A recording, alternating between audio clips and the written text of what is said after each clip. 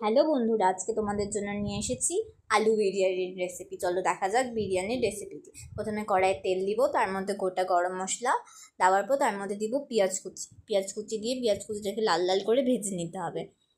এর থেকে অর্ধেক পেঁয়াজ আমি বেরেস্তার জন্য তুলে রাখবো, আর অর্ধেকটা দিয়ে আমরা বিরিয়ানিটা তৈরি করব।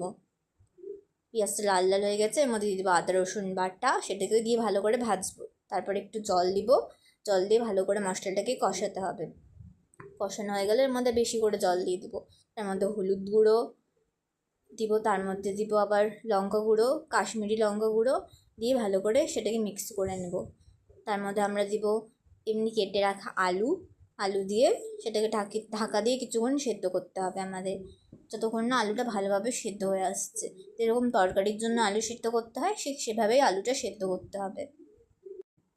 দেখবে আলুটা যাতে ভেঙে না যায়, আলুটা যাতে গোটা গোটাই থাকে।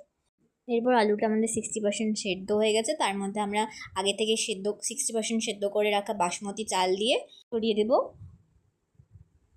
তো 60% সেদ্ধ করা বাসমতি চালের ভাত এর মধ্যে দিয়ে ভালো করে সেটাকে ছড়িয়ে দেবো। তার মধ্যে একটা পাত্রে দুধের মধ্যে কেওড়া জল, গোলাপ জল, একটু মিঠা আতর দিয়ে সেটাকে মিক্স করে নেব। তোমাদের কাছে থাকলে অবশ্যই তোমরা এর মধ্যে কেশর ব্যবহার করতে পারো, আমার কাছে ছিল না তাই আমি দিইনি।